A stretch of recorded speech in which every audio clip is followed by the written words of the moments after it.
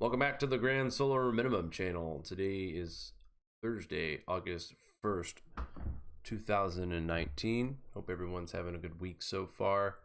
Got a lot of stuff to talk about tonight. It's been a busy week. Battling the censorship up and down the internet. Mari's video yesterday, her solar update, turned into a spicy rant. I don't blame her. Very frustrating what's happening right now, but let's get started with the show first. We'll get into that here in a little bit. Go over to the grandsolarminimum.com. Our solar wind speeds are reporting in at 490.1 kilometers per second with a density of 3.1. KP indices at a 1. 24-hour max is currently sitting at a 3. And we are blank once again, guys. 9 days in a row with 0 sunspots. It's 141 days without sunspots. TCI is also still pretty cold, 2.65. Our record is 2.05, and that was set back in February of 2009. You guys can see the chart right here with the information. It's been getting colder probably since around the 2000s, early 2000s. So we watch this move just like we see our solar cycles as well. All right, let's go ahead and check out some more space weather stats on the space weather section here at the grandsolarminimum.com. Like we said earlier, KP indices been up and down. We had that Earth-facing coronal hole, and I called for a earthquake watch on Tuesday night for 6.5 or greater. We got hit with a 6.5 in Vanuatu. And then today, just another 24 to 36 hours after that, we got a 6.8 in Chile. So Grand Solar Minimum channel once in a while is right. And how about that, huh? But the second one was not expected. And curious to see what brings us here on this next Earth-facing coronal hole as we speak right now. Currently, this will now be Earth-facing, so expect the effects from this within the next 3 to 4 days. And watch here at the end how the middle of this kind of opens up a little bit more. And we've talked about how the wider the coronal hole, the faster the solar wind speeds. Now here at the very end, this opens up pretty good, and it might have something to do with even higher solar wind speeds with this next batch of solar wind. So we'll keep our eyes on that. KP indices, if they start dropping back below the 2 and the 1 range again, of course we'll be watching out for more quakes, as this will be affecting Earth's magnetic shield within the next 3 to 4 days. And there is that large coronal hole, another one forming on the eastern limb. And other than that, folks, we don't have any active regions or no concerns of an active region on the near horizon. So we expect solar minimum conditions to continue and deepen as we move into the month of August. And also I want to talk about temperatures for July. I'll get into that as well. There's a correlation to that, and like I said, we'll talk about that here in a little bit. Let's take a look at our TSI, our total solar irradiance. Folks out there, I've seen it in the chat before, asking what TSI is. Total solar irradiance is the output of the sun. We monitor that here at the Grand Solar Minimum. Mari leaves the link so you can go to the site yourself and check out the real-time data. Actually, it's 8 days behind, but this is as close as we get. 1360.64. That was as of July 23rd, 2019. So TSI kind of holding steady here in that 13.60 range. Not really flirting at all with 13.50 or 1359.0 at this moment. So we will continue to monitor the TSI as we have since day one of this channel, and it's gradually, slowly declining. And you can see just by looking at the pattern over the last several years how slow of a decline TSI takes. That's nothing overnight. We do from time to time get a sudden drop in TSI, but we also get a quick rebound as well. So far, nothing to worry about as far as sudden drops and staying that way as of yet. All right, let's go back to the grandsolarminimum.com update on Derbyshire Police. Further evacuations are taking place downstream. The tobe broke Reservoir and Whaley Bridge, including areas within Ferns Vale, New Mills, where officers are contacting those affected. Work continues to ensure that structural integrity of the reservoir wall. And that's very familiar what we've seen in Orville. Rough days in Norway, several missing. One is likely dead, unfortunately. Taking this here from weather.com. A 50-year-old man is presumed dead, and several others remain unaccounted for. Missing after heavy rain triggered a series of landslides. Hello. Tackle. All right, thank you, weather.com. Norway, Tuesday, had a series of landslides in western Norway that sent a deluge of water, rocks, and mud into a village. The missing man was believed to have been in his automobile when he was swept away by one of the landslides. A local newspaper reports the rural town is home to about 3,000 people, so a very remote area. It has been relatively extreme on our part, especially considering there has been difficult to access little mobile coverage. This has made both rescue and search work very difficult. Heavy rain was reported late Tuesday into Wednesday in the area. Almost 3 inches of rain was reported in a few hours late Tuesday, and rainfall for the month of July is well above average, says weather.com meteorologist Linda Lamb. Everything in paths of the landslide was swept away. Local roadways were closed by the slide, the majority of which have since reopened. On Wednesday, this area received another 4.2 inches of rain. So several days of rain falling just in 2 days for Norway landslides. At this moment, only one is presumed dead, several missing. Link will be here at the website. And here's that 6.8 earthquake, the second one that we came at us right at the 72-hour mark. As I said, Tuesday night, we were under a 72-hour watch for earthquake. Strong and shallow earthquake registered by the USGS. 6.8 hit near the coast of O'Higgins, Chile at 1828 UTC on August 1st, 2019. About 300,000 people living within about 62 miles and 30,000 people are estimated to have felt the strong shaking. 120,000 of moderate and 10,000, almost 11,000 felt light. Based on all available data, there are no tsunami risk from this earthquake, as this was actually located just off the shore of Chile. USGS issued a green alert for shaking-related fatalities and economic losses. There is a low likelihood of casualties and damage. So, again, that's good news. Whenever they issue the green code, it usually means that we're not going to see much damage from this, or we're not going to see any casualties or any injuries. We do see this earthquake sitting up on a line right here where that star is placed. Let's zoom in a little bit. So looks like it's on some kind of a fault out here. Again, 6.8. This was about 36 hours after the 6.5 that we got in Vanuatu. Leave the link at the grandsolarminimum.com. And here is the 6.6 that hit Vanuatu. This happened 15:02 UTC time on July 31st, 2019. The agency reporting a depth of 111 miles deep. The EMSC is reporting a 6.5 with a depth of 119 miles. About 86. I found this. Okay, Siri was trying to pay attention to what's going on, but it didn't happen. So sorry about that, folks. There's about 86,000 people living within 62 miles. There was no tsunami risk once again. And you see the location just off land. And another green was issued once again for any kind of fatalities or infrastructure damage from this earthquake. So we had some minor solar wind impact from this recent coronal hole that is now heading towards the western limb. And we get two moderate earthquakes, 6.6, 6.8, not bad.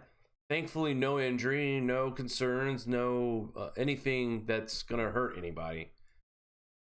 So we'll have to watch in the next couple of days what the impact of this, what seems to be a little bit larger coronal hole, it might have a little bit bigger effect on Earth's magnetic field. And trees, power lines down in Massachusetts as storms rumble across Massachusetts here, guys. Flights at Boston's Logan Airport were halted for more than an hour. Crews were working to clear down trees. Thousands are without power across the mid-Atlantic and the Northeast. So here we go.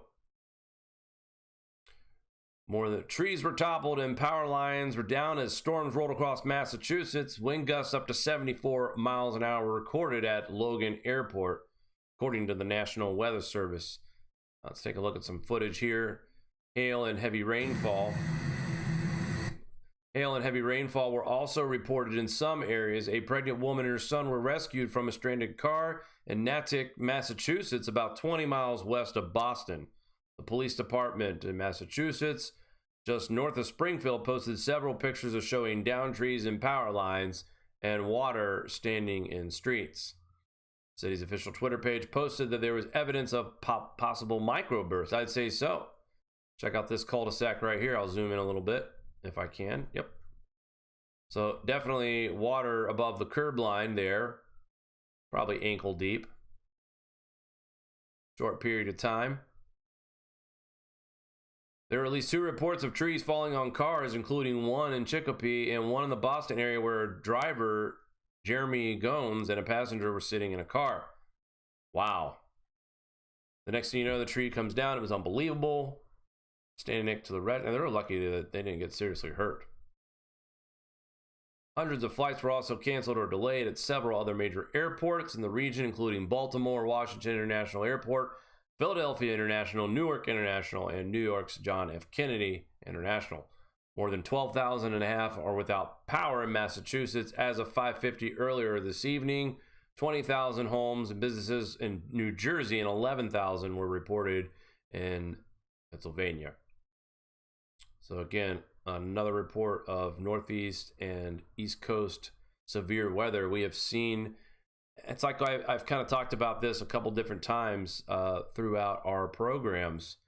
Look at that lightning right there. Wow. This is at Foxborough Stadium where the New England Patriots play out there in Massachusetts. That's absolutely incredible, folks. The lightning. But we've talked about this pretty much all spring and summer, where it seems like each part of the country, from the Northwest to the Northern Plains to the Midwest to the Central Plains to the South to the East and now to the Northeast, have had its fair share of wild weather. Whether it's flooding or thunderstorms or tornadoes or wind damage or microburst or hailstorms, even the heat.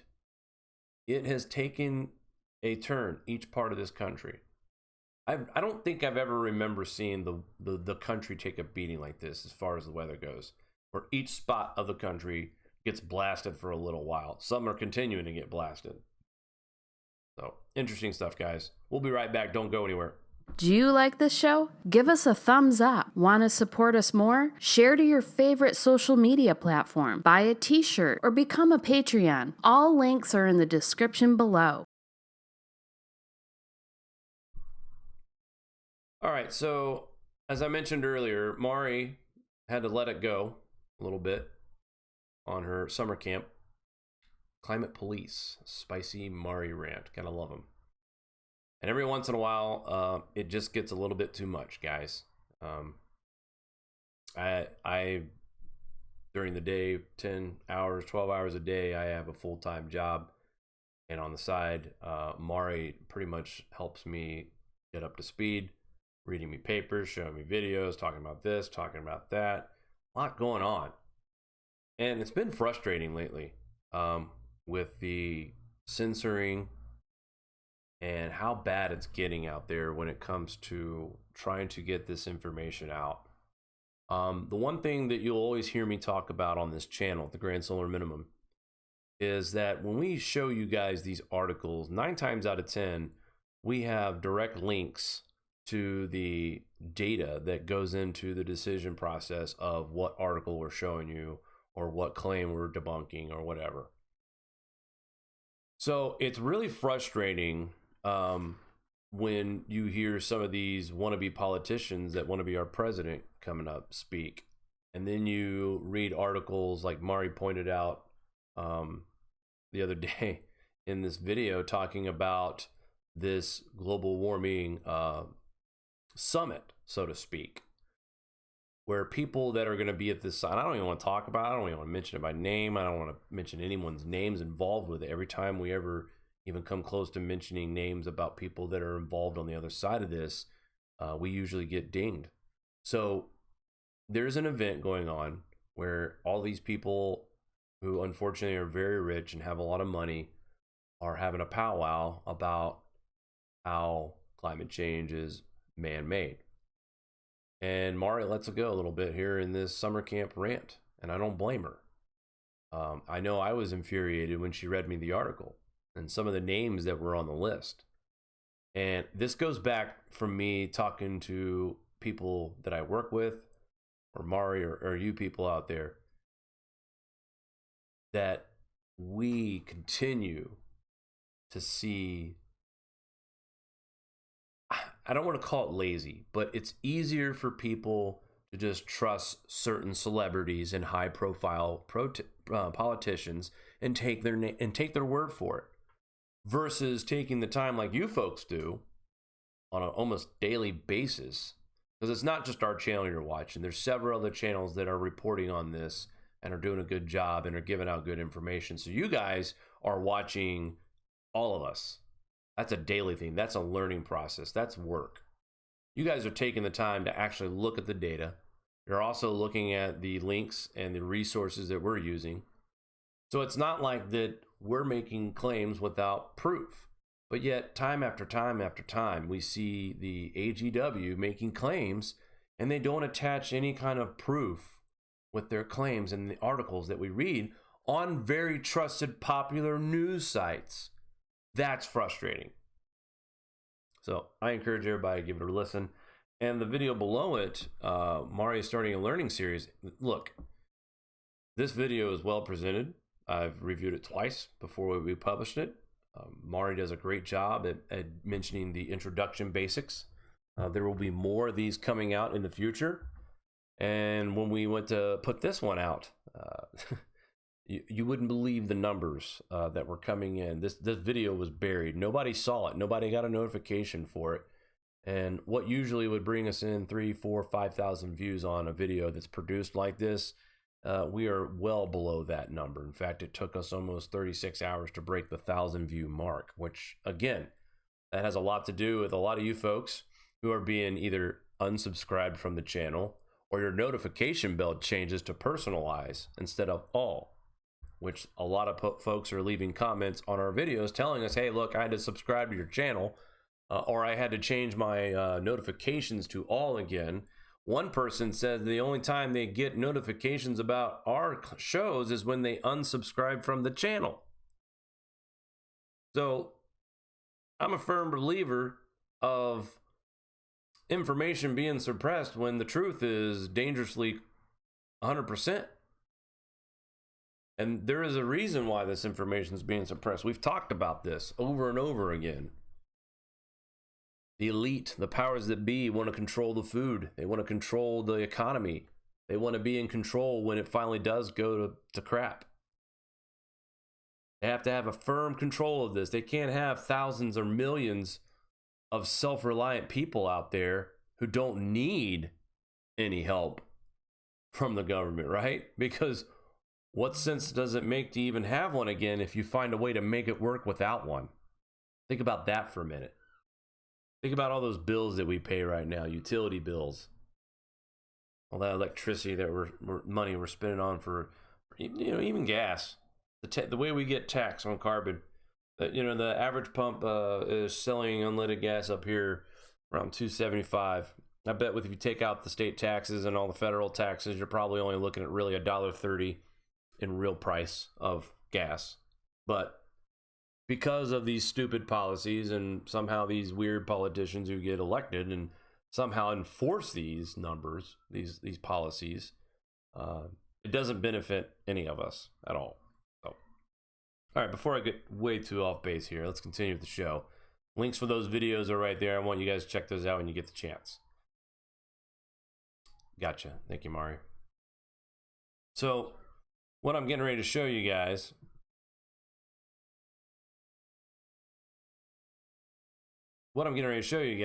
is the charts here from NOAA. Mari will leave the link in the description. The files are linked. Yep. Okay. So you just hover over these charts and it'll take you to the NOAA website where these came from. I'm fair. I'm going to show you the numbers, truth, whether it looks good or not for us, whatever agenda some people think that we're on. But that's another story. Take a look at the parts per million of CO2. Okay.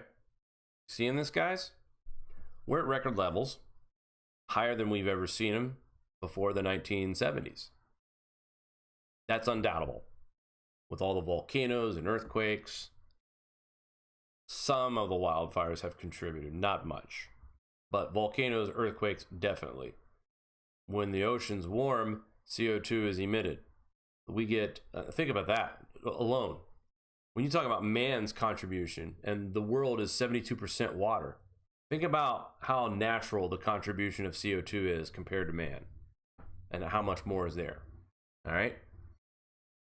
Down below this chart that shows us record high CO2 part per million. Right now it's at 413. It did peak out at 415 last month, but as of late mid-July, we are getting values at 413. But hold the phones. Look at this. NOAA is reflecting what we are getting ready to show you. Check this out, guys. Oh, my arrow's gone, whatever. I want to show you that where we are looking at right now is a drop in temperatures. All right, this is current. Look at where it peaked out. You guys can zoom this out later, but that peak represents 2016, 17, 18, and now 19. There is a distinct drop, but yet CO2 continues to rise. Let's go over here to Dr. Roy Spencer's website. And he reports that July has fallen to 0.38 degrees Celsius. Meanwhile, wait, let's stop for a minute. June was an increase, a shock actually, because we were sitting around 0.34, I believe. No, 0.32 in May. June came in at 0.47. Almost a 0.15 degree increase. That's pretty, that's hot. And it dropped back down to 0.38 in July. Now, mind you, folks, let's think about this for a minute now, okay? Not only can we see the drop, boy, I wish I had my arrow, but, can't have it all, I guess. See here. Try this now. Sorry, folks. I'm just working on something here. It's not working, though, for me. All right, so I'm going to move on. But you guys can see the three peaks from where the arrow is pointing at the 0.38. Go back to your left, and you see in 2016 where we had the 0.88 degrees Celsius above baseline. All right?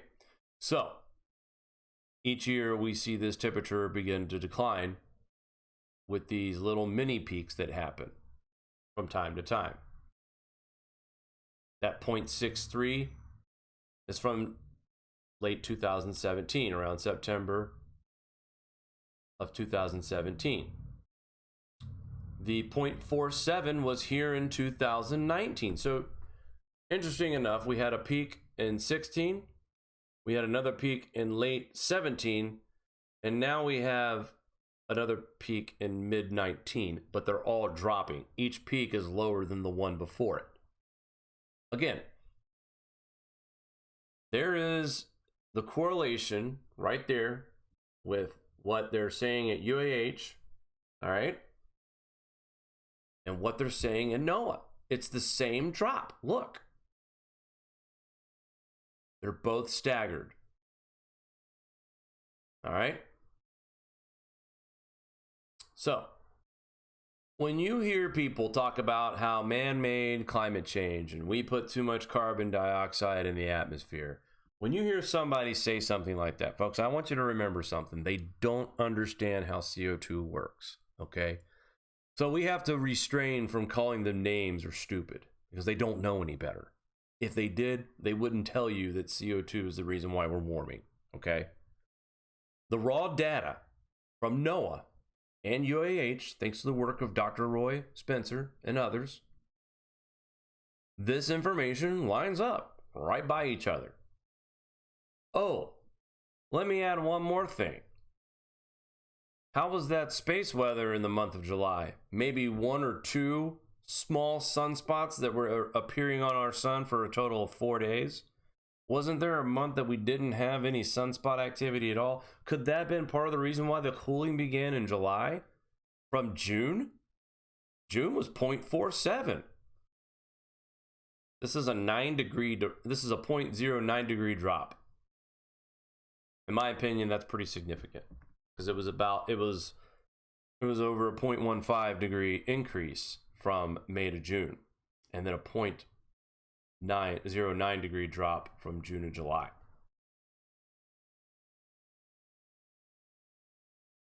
Not only was our solar activity quiet, this drop in global temperatures now, this is not just the US, this is global, okay? This was also during what NOAA and other fake news organizations were calling the hottest July on record. I'm here to tell you, folks, that it is 100% fake news. Look at the temperatures down here at the bottom of this chart for 2019 of July. Global temp is the 0.38. Then you move to your right, the 0.33. That's the northern hemisphere global mean. The southern hemisphere, 0.44. These are all above. None of these are dropping. But yeah, the temperature fell.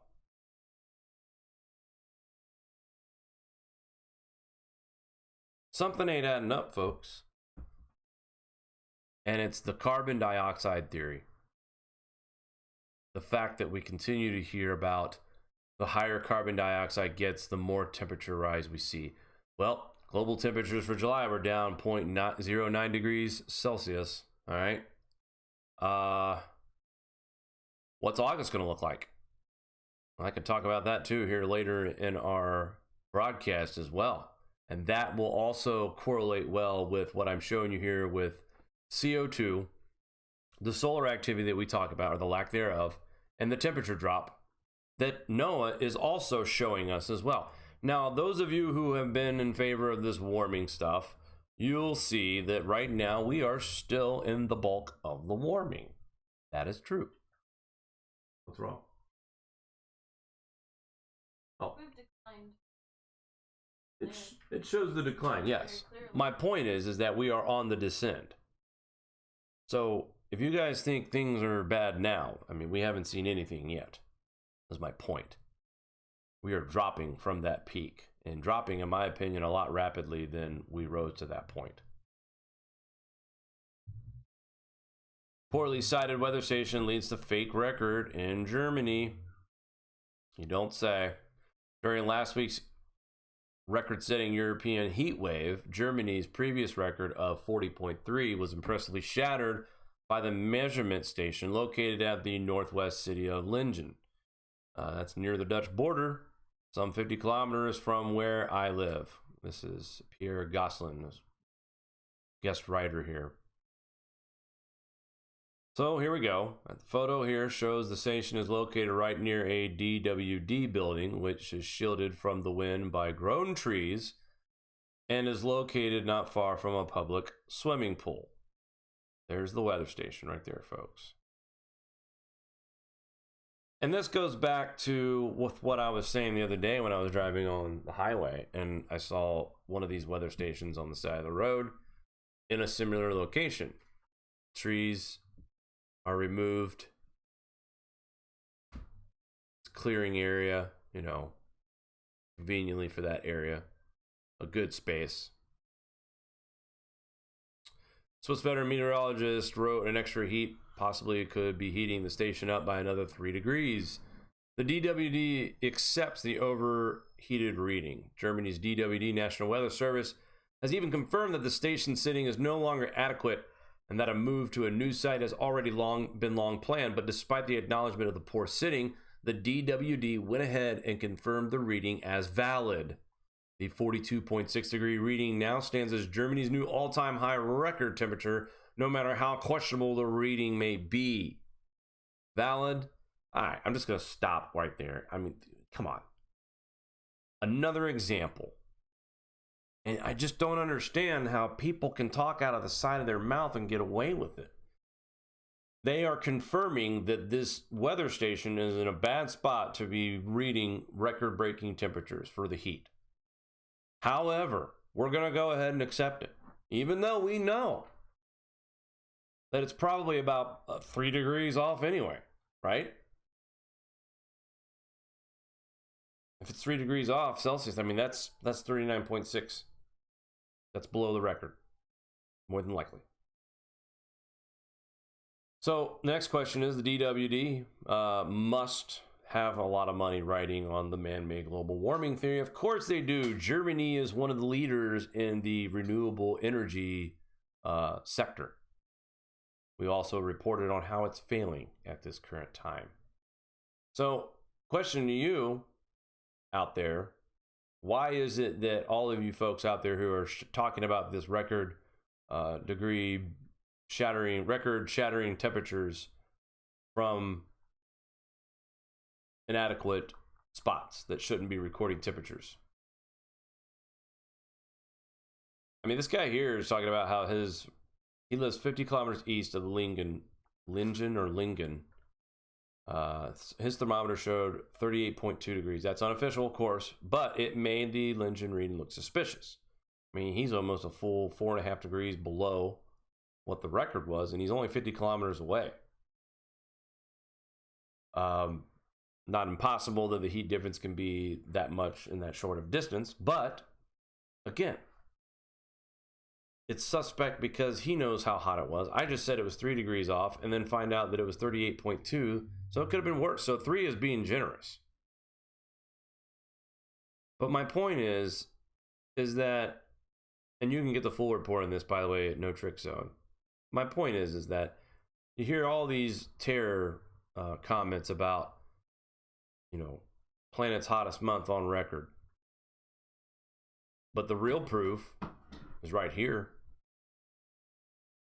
All right. You hear about all these record hot Julys, and then we're watching temperature dropping like a rock here over the last 3 to 4 years. And then we keep a close eye on it here month to month at royspencer.com, and that's dropping as well, continuing that trend of a drop. We got a little mini peak there. That's all right. That'll happen. A couple hiccups. The last 60 days, I'd like to do the research. I think we're somewhere around 54 days are spotless in the last 60. I'll look that up, make sure I'm being accurate on that, but I'm pretty sure it's close to that. It's not a coincidence that we had a cooler July based on the theory that low solar activity creates lower temperatures here on Earth.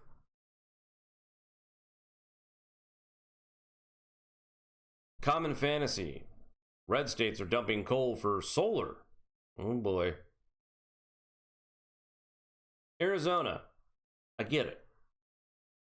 One of the best areas in the world, probably. That in the Sahara Desert. Or any desert in Afghanistan, Iran, or Iraq. I'm sure those areas would be great for sunshine. Okay? Not doubting that. And neither is this article. Arizona net electricity generation by source as of April 2019. The majority of it is natural gas, coal, and nuclear. And then the non-hydraulic electrical renewables are solar and wind. That's quite a difference, guys. Look at that. And Arizona is one of the best spots in the United States to collect solar and wind. All right? Hydroelectric, non-hydroelectric. Hydroelectric being, well, you know what hydroelectric is. So the bottom blue graph is solar and wind. All right. Georgia. They also want to put a bunch of solar plants and solar panels down there in the south. Again, the solar and wind is a little bit better than the hydroelectric because you combine the two to the one. Nuclear would be a good second place. Natural gas, again, leading the way. Coal, not as much as people are saying. Look at this, guys. The coal and the natural gas and the nuclear are all about the same in Arizona, Georgia. A little bit different in Louisiana, but the natural gas is still about the same. The point I'm trying to show you guys is that we are not seeing an increase of coal and nuclear, but more natural gas. And natural gas, by the way, is the most cleanest natural resource out there. Places like Texas, look at that. Your solar and wind does a whole hell of a lot better. Okay, it works. We got you. Total energy real prices, gas price at Henry's Hub. Interesting chart y'all need to look at here. But the staggering number, check this out. $110.40 per megawatt hour. According to the US EIA Annual Energy Outlook, in the 2050, we will be getting 48% of 31% of electricity from solar. For the math impaired, that's 15%. While we'll be getting 17% of our electricity from coal-fired plants at the time. Guys, the cost of $110.40 per megawatt hour. Do you know? Here's a test out there, folks. Here, I'll go ahead and bring my chat up here. Does anybody know how much electricity you get in 1 megawatt hour? Does anybody know? I'll give you some time. Shut up, Jake. Hello to Starman out there. Good to see you out there, buddy. Been a while. All right, so the answer is 1 hour of consistent electricity running through your house. So imagine that. $110.40 per megawatt hour, which is 1 hour of consistent electricity. Insane. Hello, Brian. How you doing? Good to see you out there tonight. Giving out some shout outs here. Cheryl, I see you in the chat. Thanks for tuning in again. All of you have forgotten or not mentioned yet, I have not gone back that far, but just thought I'd say hello. Good to see you again, Starman. I know it's late for you, brother. But back to the point here. How in the heck are we going to afford this energy? And like I mentioned Tuesday night about Dr. Circus, how they only heat their beds, not their houses. I wonder why, if they're relying on solar and wind and shutting down coal plants and shutting down natural gas. $110 per megawatt hour. Guys, that's ridiculous. I mean, you got to keep your refrigerator running for 24 hours, correct? No? Now we start making daily trips to the market and have ice boxes to keep our products fresh. So that means more trips to the store, right? No? You see where I'm going with this, guys? These Green New Deal policies, the solar and wind, it's going to put everybody in the poorhouse. And again, it's going to control the food, the money, and of course the power. Thanks to people like this who break it down over at What's Up With That. Put a little sarcasm and humor in this. I don't mind it. They deserve it. These are very, very scary times, folks, along with crop failure left and right. And when we talk about the weather here just a little bit, very concerning times coming in the immediate future. 2019 and 2020 winter. 2020 and 2021 winter.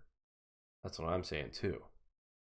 Not only are we in for a ride in the next few seasons, but beyond that as well. And every time that I say it's going to only get worse, it's not because I'm trying to set fear or try to be the first right to predict, but I was told this a long, long time ago, and that person was right the whole time. And I have no reason to believe that they're not still telling the truth. All right, let's go ahead and take a look at this unfortunate truth here on Climate Depot. Again, thank you guys over there. This is a former NOAA award-winning atmospheric scientist, Dr. Rex Fleming, joins many former UN, IPCC, and U.S. governmental science publicly dissenting on man-made climate change. Fleming declares that CO2 has no impact on climate change. Past climates have been warm and cold with no changes in carbon dioxide. How can that be a cause when there's no correlation? And Fleming, AMS, AGU, AAAS, all three of those organizations will not support a denier. I could not get published in any of those organizations as a denier. I had to go to Europe to publish a paper. It was peer-reviewed in Europe, and it got through it and has been very successful. That was a quote of one of his tweets. Climate Depot leaves a video here from YouTube, some more of his tweets. But I want to get to his qualifications. Dr. Rex Fleming is a mathematician with a PhD in atmospheric science from the University of Michigan. So that's a Big Ten school. That's very reputable. He has over 50 years of experience as a scientist and manager in weather and climate research. He has published peer-reviewed scientific papers from 1971 to 2018. He has represented the United States of America in several international science meetings, including the chief delegate at the first United States Ocean Climate Delegation to the People's Republic of China in 1982. He was awarded the Department of Commerce Gold Medal Award in 1980 for outstanding achievement in directing the U.S. role in the global weather experiment. Now, these are all prior to the global warming hysteria, folks. He was winning all of these awards on climate in 1980 and 1971. He was, all these mentions of how great of a climate researcher he was in this period of time. And now all of a sudden, he has to travel to Europe to get a paper published that back in the 60s and 70s and early 80s would have had no trouble getting through. I mean, this is ridiculous. And we understand what he's talking about. Even in Europe, he's still getting attacked. When you do this, when you like Valentina Zarkova and Rex Fleming, when you go out and stick your neck, your reputation, your years of hard work, this is a decorated scientist here, very accomplished. You're not doing this for fame or money. There's nothing famous about being the guy that speaks out about this. There's nothing money lucrative about being the one who's transmitting this information or the scientists that are finding it. People are getting mocked, disregarded, just because it doesn't fit their agenda that these other folks have followed for the last 30 years. But their theory is falling apart fast. And again, we put the proof in your face. Down at the bottom of this article is not only his qualifications, his honors, relevant papers and publications. Look at this, folks. Links to get to these papers. Every single one, there is links to these papers. Okay? This is not just claims, baseless claims that we see from celebrities and former politicians. Okay? Real information, real proof. And like I said, why is it that people just listen to the celebrities and the former politicians? It's because it's a lot easier to take someone of who's known well. It's a lot easier to take their word for it. Oh, maybe they've done the maybe they've done the research. Why would I have to? If such and such blah blah blah, who's really popular with the world, says it's true, then why shouldn't we believe him? He's great in the movies, or he was a great president, or he was a great vice president. Oh, why shouldn't we believe him? Why shouldn't you believe us? Channels like us that produce the truth and put the proof right in front of you so you can go and check it out for yourself. You don't have to listen to me. You could skip listening to my broadcast for all I care. Just go to my website when we do our live shows. Check out the links we're doing. Check out how verifiable our information is. And then you ask yourself, why is this channel being censored on YouTube and other platforms? I know why, but Southern U.S. breaks cold records more than a century old. Check this out. We were talking about Minnesota, that they're 37 degrees on the border of Canada. Oklahoma, 58 degrees. Altus, Decatur, Alabama, 58 degrees. Salina, Kansas, 58 degrees. Let me tell you something, folks. 58 degrees is wow for that part of Kansas and this time of the year. It's the middle of Hell's Kitchen in Kansas at this point. 58 degrees for a morning low. Albine, Texas. Or Albine, I'm sorry. 63 degrees. Little Rock, 64. Deep, deep south. Dirty, dirty south. AccuWeather is the link. Thank you, Robert Felix, for continuing to post these headlines that you don't see in mainstream media. Oh yeah, here's this coldest June 11 in central England, more than 141 years. June 11th, coldest day in central England, over 141 years. Provisionally, the 11th of June 2019 was the coldest day for that particular date. Series that started in 1878, that was 100 years before I was born. Provisional maximum of 11.7 degrees Celsius was over 6.6 degrees below that temperature. It was that cold. Wow. That means the temperature was only about 10.5 degrees Celsius, only the ninth lowest, but the daily mean series started much earlier in 1772. The reason why it ranked higher was that although the daytime maximum was only 11.7, the nighttime minimum was very close to average at 9.2. And thank you to Robert Felix. Check out his Ice Age Now, not by fire, but by ice. A very knowledgeable resource when it comes to information on cold climate. Argentina, heavy snowfall. Looks like we got 20 to 40 inches of snow expected until today, August 1st. Meteorological alert Tuesday, July 30th. At dawn on Tuesday, the National Meteorological Service issued an alert for persistent snow that will affect the sector of Chubut. Until Thursday morning, that was today, accumulated expected is around 20 to 40 inches of snow. 48 hours. Let's see, Southern Hemisphere, solar wind, cosmic ray influx, 20 to 40 inches of snow in 48 hours. Yep, that makes sense to me.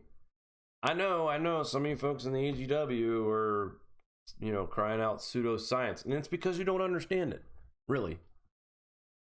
A lot of you folks that are new to this, the only thing I can tell you, if you're not following what I'm saying right now, go to thegrandsolarminimum.com. Mari is lining up a series of educational links that gives us history about each grand minimum, I should say, learning series videos to watch. There's so much information, everything you would need to monitor the same conditions that we monitor here at the Grand Solar Minimum is right there on that website as well. Guys, don't go anywhere. We'll be right back with our weather news. Stick around. Do you like this show? Give us a thumbs up. Want to support us more? Share to your favorite social media platform. Buy a t-shirt or become a Patreon. All links are in the description below.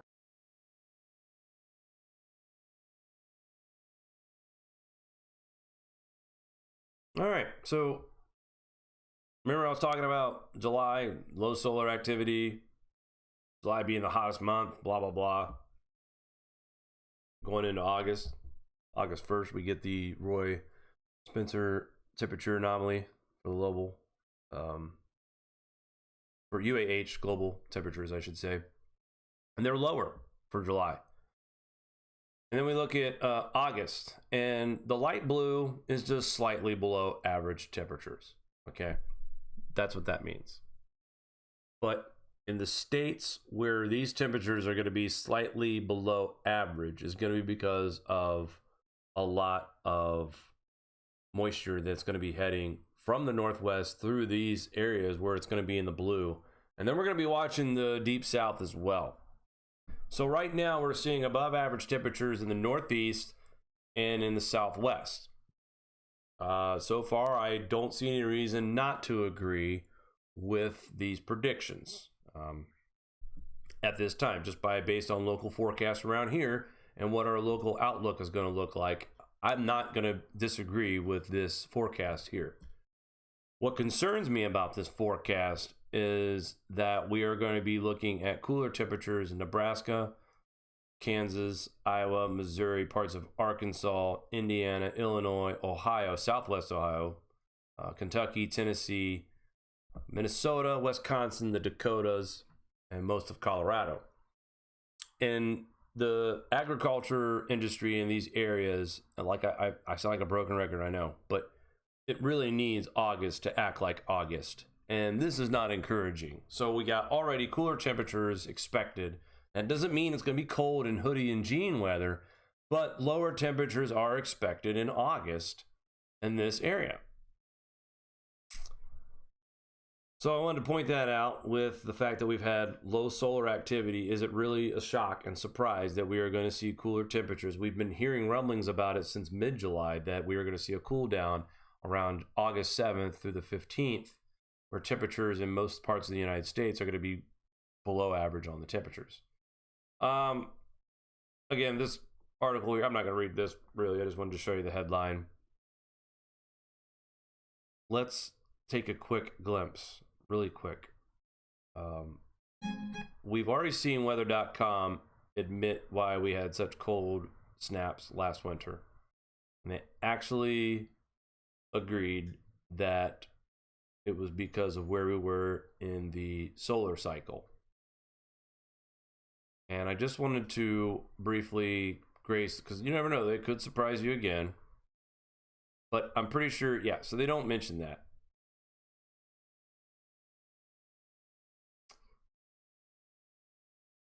My point I'm trying to make is the awareness of Alaska heating up and parts of the Northeast. It's not that shocking. It has nothing to do with man-made climate. It has nothing to do with CO2. This has everything to do with where we've seen these regions heat up before in previous grand solar minimums. That's not going to get mentioned in the mainstream media, but I'm going to mention it.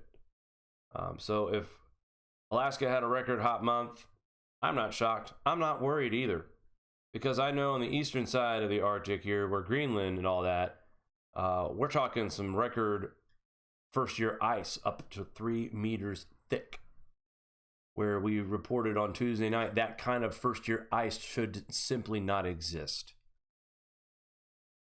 So when I hear about Alaska heating up, or the western part of the Arctic being warmer than usual, you don't hear all the hysteria in the mainstream media about what's going on near Greenland and how thick the ice is there and how much colder it is there.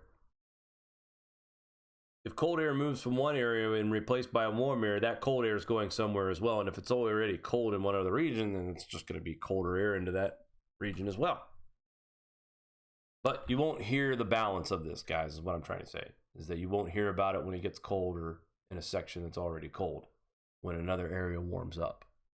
They don't want you to think it's balanced. They want you to think that this is all your fault. They want to scare you into believing that you need to go electric car, you need to go solar and wind, stop burning gasoline, Okay? Stop heating your home and your cooking and your water tanks and your showers with natural gas. Stop it. All of it. Hell, they might even ban us from grilling out with charcoal next. I'm surprised we're still allowed to buy that. In summertime, how come temperatures aren't higher right now, huh? You know, everybody's grilling out there. In July, drop temperatures, huh? How about that? Everybody's out grilling with their charcoal. Or am I just the only old school dad out there that likes to put burgers on a charcoal grill every other day? All right, maybe not every other day, but still, you get the point. All right, Atlantic Tropical Disturbance Invest 96 expected to develop this weekend. This is a storm that they are watching. And that's what kind of brings me into tonight's beginning of our weather outlook. I want to show you guys what is considered to be the worst case scenario forecast. And the reason why I want to show you this is that there has been another YouTube channel that from time to time gets a situation correct. And I believe it's because he uses this particular forecast model. And I was sitting there talking, I'll show you both models just to give you an idea of what's going on. But I was sitting there talking to Mari about this earlier today, and I'm thinking to myself, yeah, why not? Why not show people this model? Honestly. Of course, GFS is bugging out on me right now. It's not giving us more than 6 hours of data. I love it.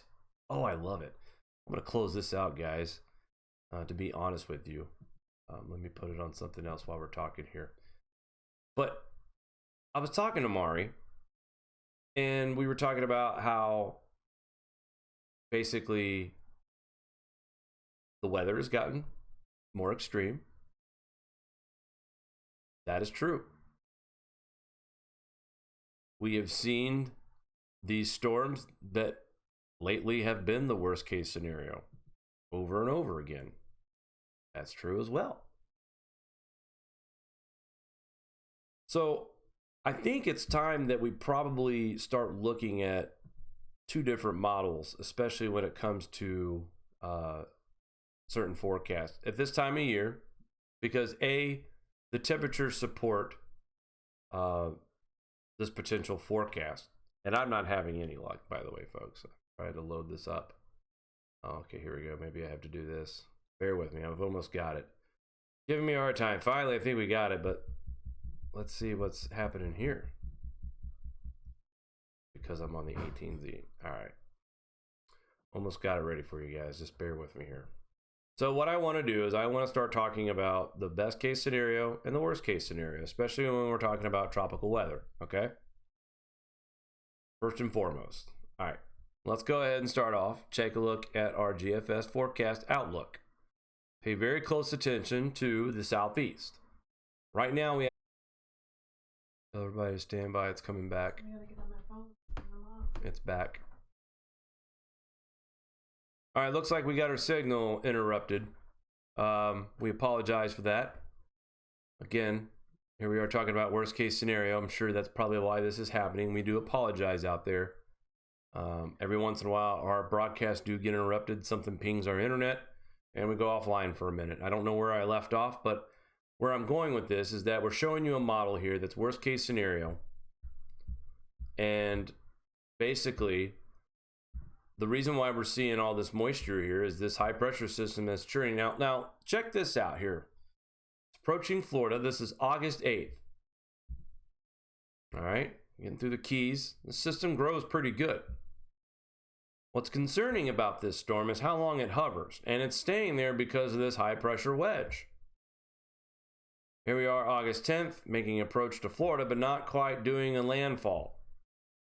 This thing is kind of just hanging out on the coast. Yeah, we're good. We're hanging out on the coast here with this storm. This is day 2, by the way. This system makes its approach actually on August 9th through the 10th, through the 11th, and starts to intensify, moving towards the Carolinas as well, Georgia, And by the 12th, it's still hanging out, just churning. Look at this, moving backwards slightly and backtracking south by Tuesday, August 13th. Now we start to see a little bit of coastal impact. You only can imagine the storm surge if this forecast holds true. Here we are on the 14th.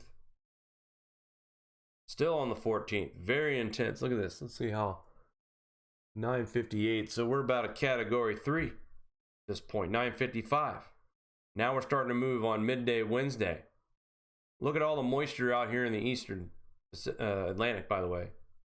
The Atlantic off the East Coast, I should say. New York City, Philadelphia. Watch out.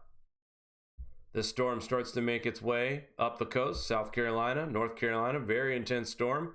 Still possible Cat 3. Now, I'm going to go to Mike's weather page here and just check out the wind shear that could be happening here. If I'm not mistaken, this area is favorable for development that where we see this storm. This is August 15th. Storm starts to move away from the coast, thankfully, because it gets even bigger. Look at the size of this thing. Here's the next Friday, approaching the East Coast. Philadelphia, New York City, DC. This storm, guys, if this thing shifts just a little bit further to the west, we're talking about a major hurricane impacting possibly on the East Coast and the Northeast. There is as far as we're going here, 17th of August. That's the worst case scenario, all right? Worst case scenario. Let's go with the best case scenario. This GFS here is still showing that constant moisture in the southeast. Okay? I believe that system gets caught up in another jet as this high pressure, as they have this high pressure system here moving off a little bit further east towards Africa. And I think it catches off and drifts away out of that jet. But even this GFS forecast is showing lots of moisture, guys. And pay attention to the northwest. I'm going to play this in a decent speed clip. And you can see how it's just pulsing moisture from the northwest. North Dakota, Nebraska, Kansas. It just seems like it shoots wave after wave of moisture into the Midwest, into the East Coast, into the Southeast. And that high pressure system that's churning out there in the middle Atlantic. Let's take a look at this. Let's go out here in the North Atlantic.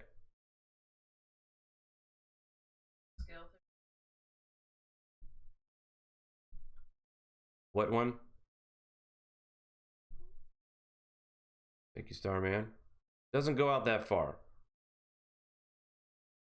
We don't get to see the development. This only takes us to Saturday, August 2019, August 3rd.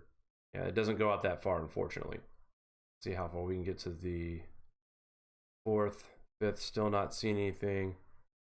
So, unfortunately, we're not seeing this storm coming up yet.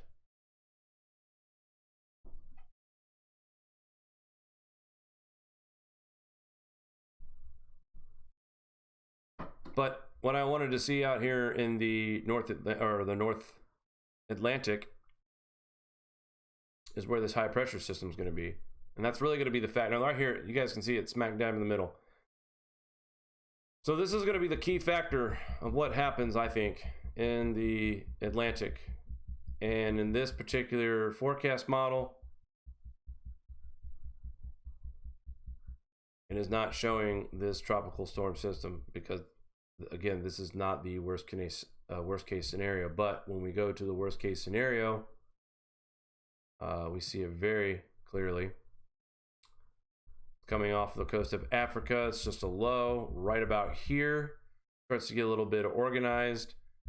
Again, this model here has got high pressure in the same spot around the same time of the 6th of August.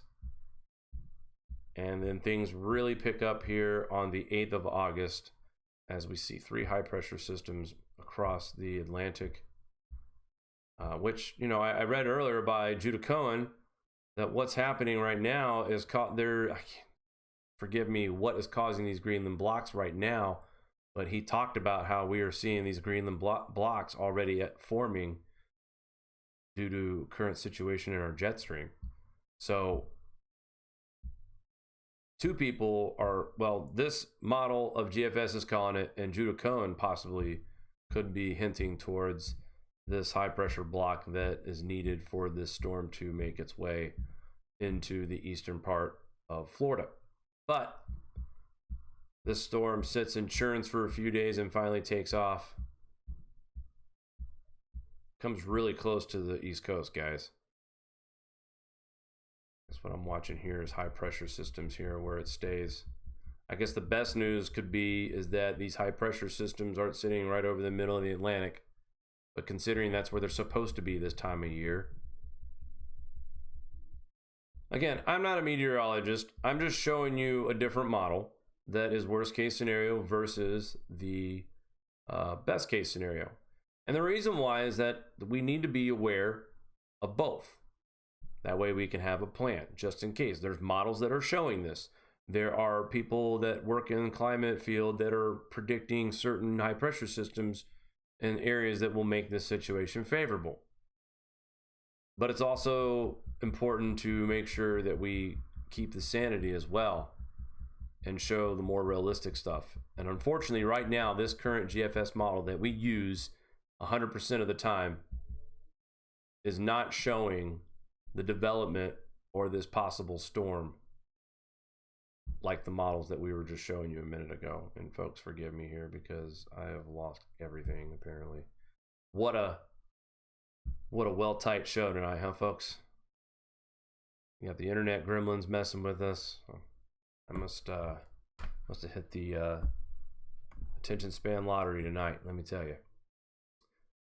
That's pretty much what I have for tonight. Basically, the increase of moisture for the southeast and the south and the northeast. More rain across the plain states, the middle part of the United States, which also we are expected to have cooler weather from areas in South Dakota, Nebraska, Kansas, Arkansas, Missouri, Illinois, Indiana, parts of Ohio, Tennessee, Kentucky, Oklahoma. We will see cooler weather. And as I play this weather map loop, you will see that the area that is getting a lot of the cooler temperature predictions is also going to be a lot wetter than the areas that might be slightly above average temperatures. However, looking at this moisture model here, I do believe there's a chance that they might be off in the Northeast on the temperatures. Who knows? There's a lot of moisture heading that way over the next 2 weeks. So basically from Illinois all the way to the Northeast and the South, we are expecting increased chances of moisture, decent chances of moisture in Colorado, Kansas, South Dakota, and Nebraska through Iowa and Missouri, as well with the deep South, Georgia, Alabama, Mississippi, Louisiana, and parts of Florida. Lots to watch, guys.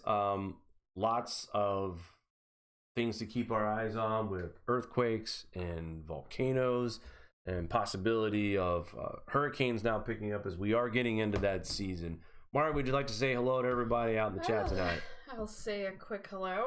These tech issues have me a little off right now. Yeah, I apologize if I sound a little off. Well, my laptop keeps on getting knocked offline. I keep on getting knocked off the chat, and sometimes the chat freezes, and then the chat doesn't. I don't know. I'm having major problems today. But hello, everyone in the chat. There was a couple people I just want to give a shout out to. Peter McLeod, he said that he's out near where the Northeast storm was that you covered in the world news section. A house collapsed where he was, and the family whose house it was had their business flooded as well. So he's affected by this personally right now. We were discussing in the chat about the diseased trees. Paula's Naturals is having an issue with aphids. I actually had a problem with aphids, and I don't know if I told you about this. They killed my cilantro. Which you probably are happy about because you hate cilantro. Yeah. I don't hate it. I like it. It just makes my throat itchy. I like the way it tastes. I like it. Just I can't have it. And then Cheryl's out near Maine. She said it was crazy, but nothing like what they got down south. And then GSM, David Birch, we love you, said Russia is 20 degrees Celsius below their July average, which is wow. And then there was some confusion about the mathematics of the one article in the climate section. About the 110. Here's my problem. I wasn't listening to you and I didn't read the article. So, for vetting sake, just like, there's a lot of math involved with that article. I think if you guys just go to the article, if you have questions, just read that. A lot of it was based with LCO, which is the levelized cost of energy, which breaks down dollars per megawatts per hour. And there's like, 1,000 megawatts or kilowatts in a megawatt. Megawatt hours. It's all broken down. Yep. So the kilowatt percentage is like 12 cents. I think the point of the article is that the savings aren't there. No. It's too expensive to actually be worth it. And that's the point of the article. If there's any confusion about that, I don't know how to better explain it without going back and listening what you said. And I was just saying it's going to be expensive, and they calculated $110.40 per megawatt hour. Well, someone in the chat, Jeez. God, I forgot who said in the chat, you're just don't shoot the messenger. You're just Ron Burgundy. Right? They said you're like Ron Burgundy. I will read whatever. Anything in the teleprompter. I'm like, I don't know. It just says that in the article. But if you read the article, it's pretty clear. Just glancing at it, I have to dig in and read it a little bit more to whatever. You picked that article out, not my fault. All right, whatever. Are we good? We're good. All right, guys. Thank you for tuning in once again to the Grand Solar Minimum channel. The next live show, I know we are speaking with a special guest, Jeff Harmon, on Sunday. That's not going to be live, but that will be released as soon as possible. And you don't want to miss that. And then I think we might do a show Sunday evening at 6 p.m. Eastern Time. And who knows, we might surprise you guys with a live chat on Saturday. We're trying to reformat some things on our channel to help get the information out as best as possible. That's going to do it for us tonight, guys. Thank you for tuning in once again. Please like and share, and remember, we will talk soon.